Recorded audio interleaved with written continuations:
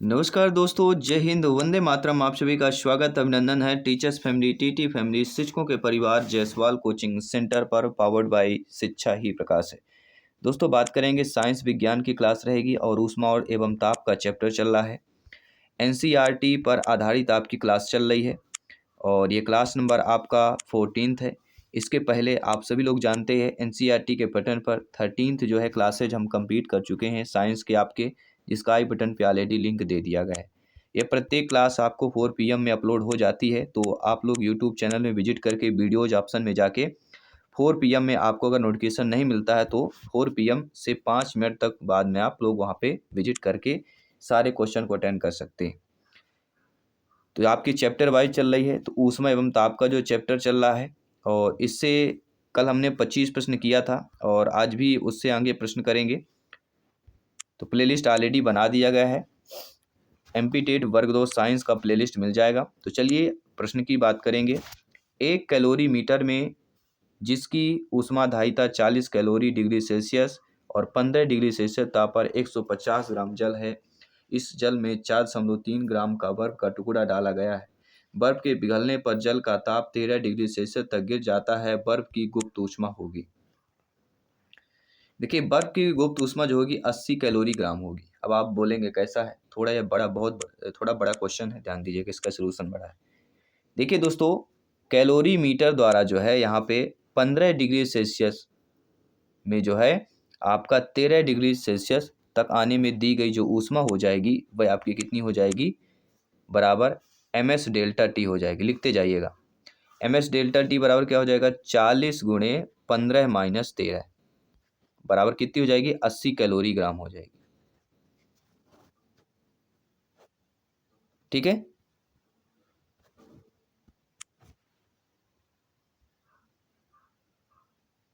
और आप ये भी जानते हैं कि कैलोरी मीटर के जल द्वारा 15 डिग्री सेल्सियस से 13 डिग्री से तक आने में ऊष्मा निकालें कितनी होगी, तो ऊष्मा कितनी होगी, आपका ms डेल्टा टी ये भी होगा। तो ms delta T equal to 160 into 1 into 15 minus 13, इसमें भी कर देंगे तो 15 माइनस 13 यानी टोटल हमारी 160 गुणे 2 320 आ जाएगी कैलोरी, इसमें आ जाएगी 320 कैलोरी किस में आ जाएगी, जल द्वारा 15 डिग्री से 13 डिग्री सेल्सियस आने में दी गई ऊष्मा। तो कुल ऊष्मा हमारी कितनी हो गई, तो कुल दी गई ऊष्मा 80 320 बराबर 400 कैलोरी। और बर्फ द्वारा 0 डिग्री सेल्सियस यहाँ पे दिया गया है, बर्फ के पिघलने पर, तो बर्फ कब पिघलता है,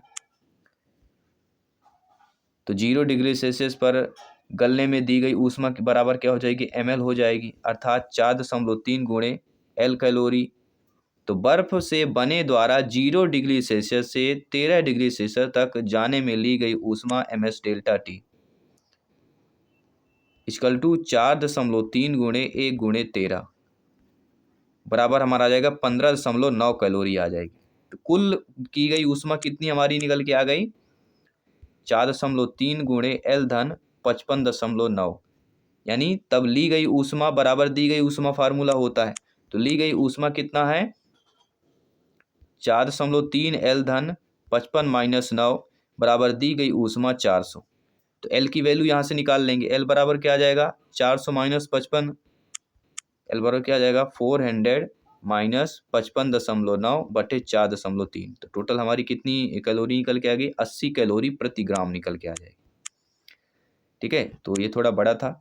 चलिए अब दूसरे प्रश्न की बात कर लेते हैं। लोहे के एक टुकड़े का द्रव्यमान 100 ग्राम है और उसका ताप 10 डिग्री सेल्सियस है। यदि उसको 200 कैलोरी ऊष्मा दी जाए तो लोहे के टुकड़े का अंतिम ताप होगा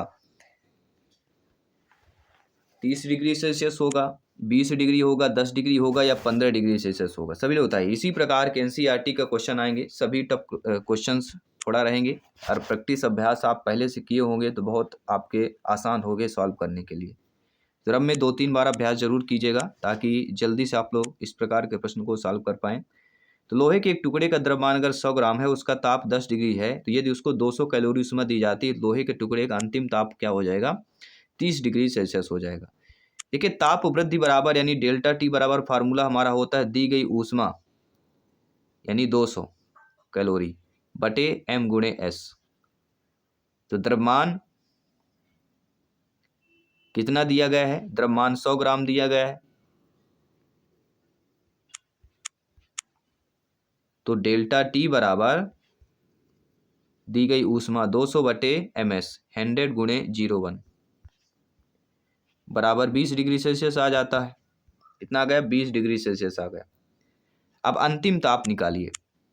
अंतिम ताप बराबर 10 धन 20।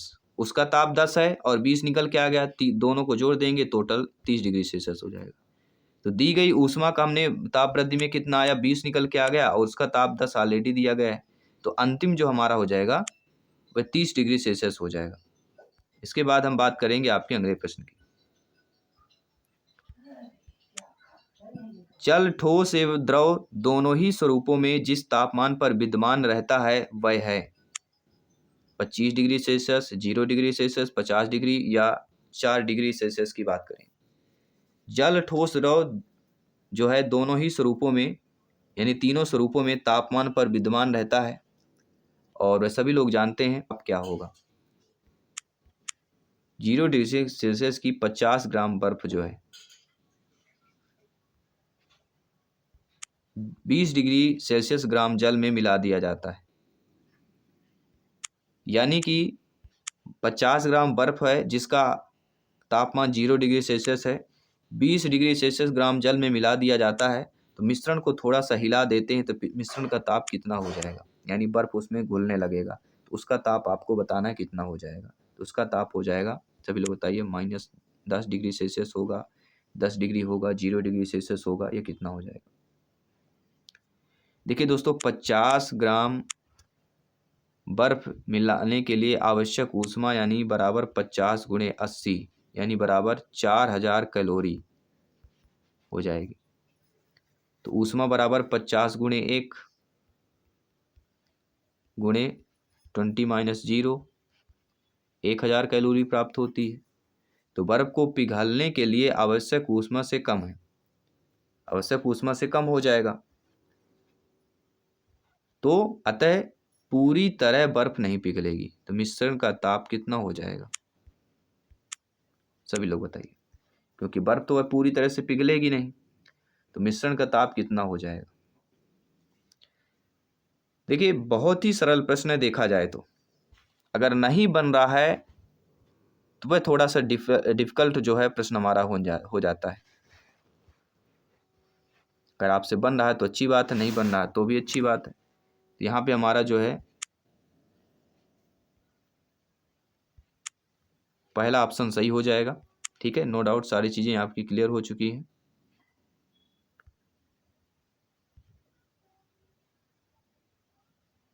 अगले प्रश्न की बात करेंगे। खौलते पानी की अपेक्षा भाप से हाथ अधिक जलते हैं क्योंकि भाप में स्थितिज ऊर्जा अधिक होती है, गतिज ऊर्जा अधिक होती है, गुप्त ऊष्मा के कारण अधिक ऊष्मा होती है, यह भाप का तापक्रम जो है खौलते जल के तापक्रम से अधिक होता है। खौलते पानी के अपेक्षा भाप में हाथ जो है अधिक जलते हैं क्योंकि भाप जो होता है वह आपके गुप्त ऊष्मा के कारण अधिक ऊष्मा होती है। उसमें कैसे? गुप्त ऊष्मा के कारण उसमें भाप में जो है अधिक ऊष्मा होती है। दो वस्तुओं में ऊष्मा का प्रवाह निर्भर करता है उनके द्रव्यमानों पर, उनमें ऊष्मा की मात्रा पर, उनके तापांतर पर, इनमें से कोई नहीं। तो दो वस्तुओं को ऊष्मा का प्रवाह जो है किस पर निर्भर करता है? तो आपके उनके तापांतर पर जो है निर्भर करता है। C option is the right answer. तांबे की एक गेंद को गर्म करने पर सबसे अधिक प्रतिशत वृद्धि होगी, व्यास में, पृष्ठ में, आयतन में या इनमें से कोई नहीं। आयतन की अगर बात करते हैं, तांबे की एक गेंद को जो है गर्म किया जाता है और सबसे अधिक प्रतिशत वृद्धि किस में हो जाएगी? तांबे की गेंद है, ध्यान दीजिएगा। तो किसके वृद्धि होगी? सर्वप्रथम उसके आयतन में वृद्धि होगी क्योंकि फैलेगा, गर्म होगा तो। ठीक है, आइए बात करते हैं अगले प्रश्न की। एक ही आकार के दो गोले एक ही धातु के बने हैं। एक गोला खोखला है तथा दूसरा ठोस है। इन्हें एक ही ताप तक गर्म किया जाता है। फलस्वरूप दोनों गोले बराबर फैलेंगे। खोखला गोला ठोस गोले से अधिक फैलेगा। ठोस गोला खोखले गोले से अधिक फैलेगा, या दोनों गोले पूर्व स्थिति में रहेंगे। सभी बताइए। तो दोनों गोले जो है क्या करेंगे, सभी लोग बताइए, बराबर फैलेंगे, क्योंकि एक ही आकार के दो गोले एक ही धातु के बने हैं और एक गोला खोखला है दूसरा ठोस है। इन्हें एक ही ताप पर गर्म करेंगे तो दोनों गोले जो है फैलेंगे, बराबर फैलेंगे।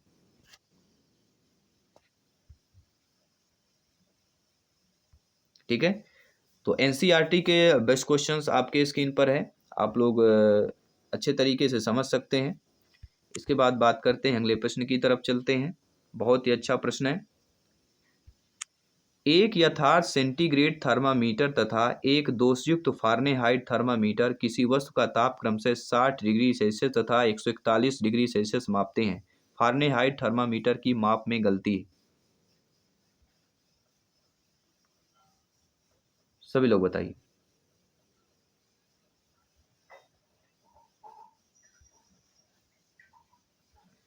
एक यथार्थ सेंटीग्रेड थर्मामीटर तथा एक दोषयुक्त फारेनहाइट थर्मामीटर किसी वस्तु का ताप क्रमशः 60 डिग्री सेल्सियस तथा 141 डिग्री सेल्सियस मापते हैं। फारेनहाइट थर्मामीटर की माप में गलती है। 1 फारेनहाइट, 2 फारेनहाइट, 4 फारेनहाइट, या इनमें से कोई नहीं। सभी लोग बताइए कितने फारेनहाइट गलती दी गई।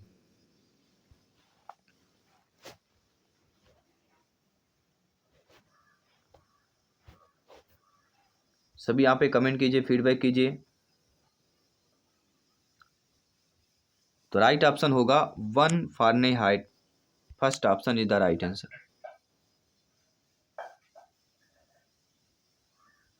इसके बाद बात करते हैं अगले प्रश्न की।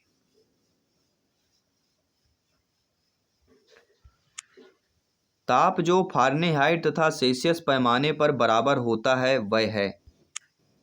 शुद्ध जल का क्वथनांक 37.5, 40 या -40। तो जो फारेनहाइट तथा सेल्सियस पैमाने का ताप बराबर होता है वह -40 डिग्री सेल्सियस की बात करते हैं। D option is the right answer.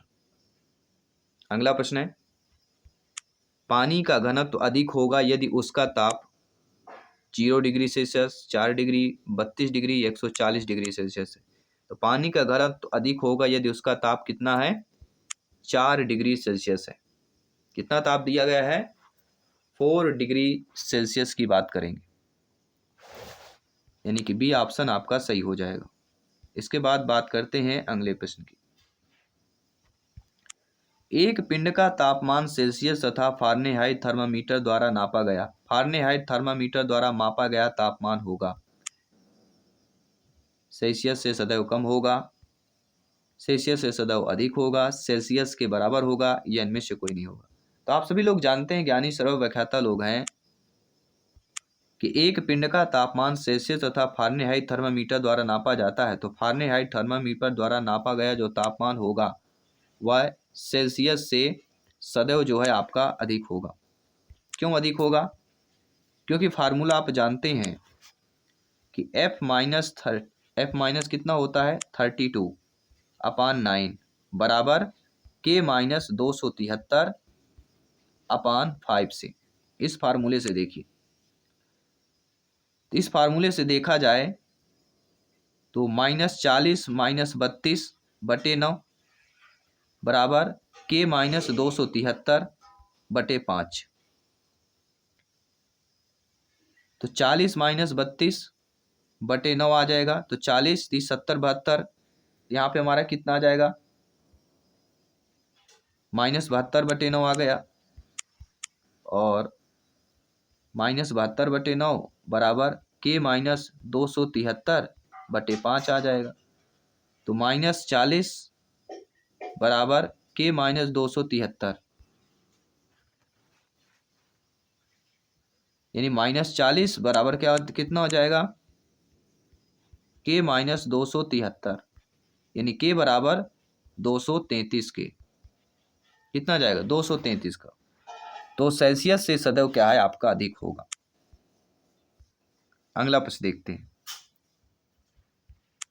यदि लोहे का रेखीय प्रसार गुणांक 1.9 गुणे 10⁻⁻5 प्रति डिग्री सेल्सियस हो तो 0.70 मीटर लंबी छड़ में 70 डिग्री सेल्सियस ताप वृद्धि के होने पर छड़ की लंबाई होगी। 4 ऑप्शंस दिए गए, सभी लोग बताइए। इसी प्रकार के एग्जाम में प्रश्न आएंगे, अभी से प्रिपरेशन कर लीजिएगा ताकि बाद में कोई प्रॉब्लम्स ना आए, कोई दिक्कत ना आए। 2 लाइन का उत्तर है दोस्तों और इसका आंसर हो जाएगा 0.700931 मीटर। कैसे होगा? देखिए लंबाई में वृद्धि की बात करेंगे तो लंबाई में वृद्धि का फार्मूला होता है डेल्टा एल, यानी कि अल्फा गुणे एल गुणे डेल्टा टी। तो 1.9 गुणे 10⁻⁻5 गुणे 0.70 गुणे 70, ये कितना दिया गया है?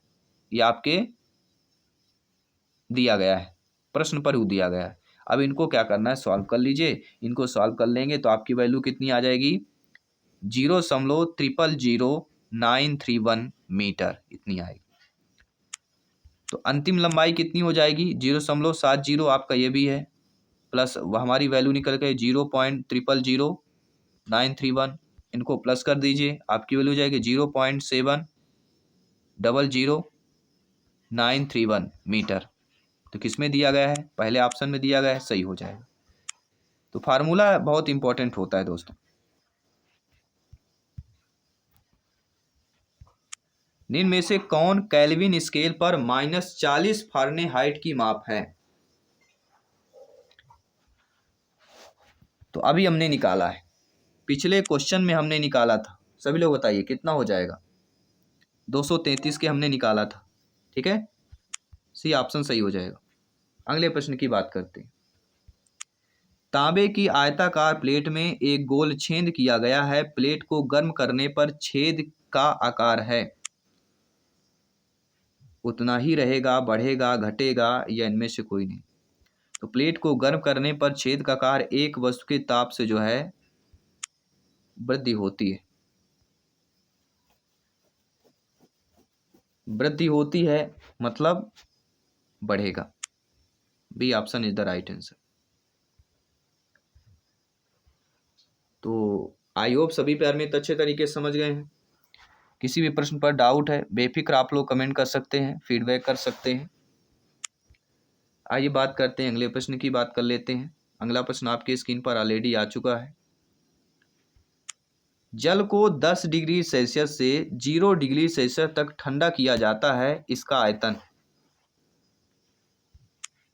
पहले कम होता है फिर बढ़ता है,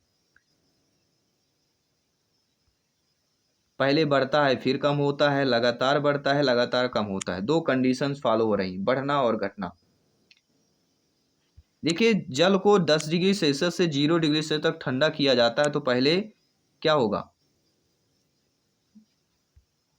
पहले कम होगा फिर बढ़ेगा, चूंकि जस्ते यानी मापनी का रेखीय प्रसार गुणांक अधिक है।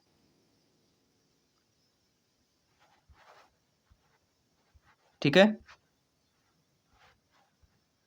और जस्ते की 100 सेंटीमीटर लंबाई छड़ में वृद्धि पीतल की 100 सेंटीमीटर लंबाई छड़ में वृद्धि से अधिक होती है। किसके? जस्ते की 100 सेंटीमीटर से पीतल के 100 सेंटीमीटर की लंबी छड़ में वृद्धि अधिक होगी। इस प्रकार प्रेक्षित जो लंबाई होगा 100 सेंटीमीटर से कम होगा। तो जस्ते की 100 सेंटीमीटर लंबाई का छड़ का 10 डिग्री सेल्सियस ताप पर बढ़ाने पर लंबाई में वृद्धि कितनी हो जाएगी? सभी लोग बताइए कितनी हो जाएगी? डेल्टा डेल वन की बात करेंगे, डेल्टा एल वन की बात करेंगे सॉरी, तो अल्फा जेड एन यानी कि 100/2 डेल्टा टी। ठीक है, तो पहले इसमें क्या होगा? पहले कम होता है फिर इसमें बढ़ता है। इसके बाद अगले प्रश्न की बात करेंगे। किसी भी प्रश्न में डाउट है बेफिक्र आप लोग यहाँ पे कमेंट कर सकते हैं। तो पहले कम होगी और फिर बढ़ेगी, पहला ऑप्शन यहाँ पे सही हो जाएगा। इसके बाद अगले प्रश्न की बात करते हैं।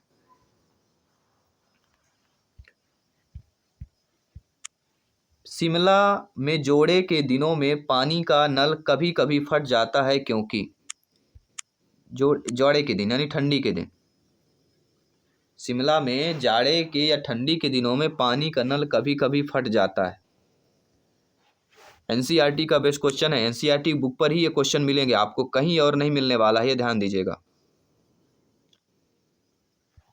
क्योंकि ठंडा होने से क्या होता है,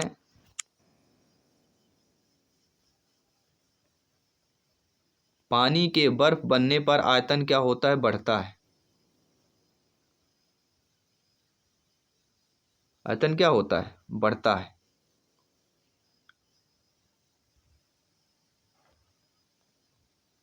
ठंड में पानी के पाइप इसलिए फट जाती है क्योंकि उनके अंदर बहता पानी ठंडा होकर जम जाता है, और पाइप जो इतने नर्म और लचीले होते हैं इसका फैलाव के साथ बदल सके तो फट जाते हैं। तो जाड़ों पर इसके जो है अलग होता है रीजन। तो पानी के बर्फ आयतन बढ़ता है इसलिए फट जाते हैं क्योंकि जाम लग जाता है। यदि किसी धातु की छड़ की लंबाई दोगुनी कर दें तो उसका आयतन प्रसार गुणांक है। आधा हो जाएगा, दोगुना हो जाएगा, 4 गुना हो जाएगा, या उतना ही रहेगा, सब ये बताइए। यदि किसी धातु की छड़ की लंबाई दोगुनी कर दी तो उसका आयतन प्रसार गुणांक भी आपका क्या हो जाएगा, उतना ही रहेगा। कितना रहेगा, क्योंकि जो हमारे पास डेल्टा बी का मान है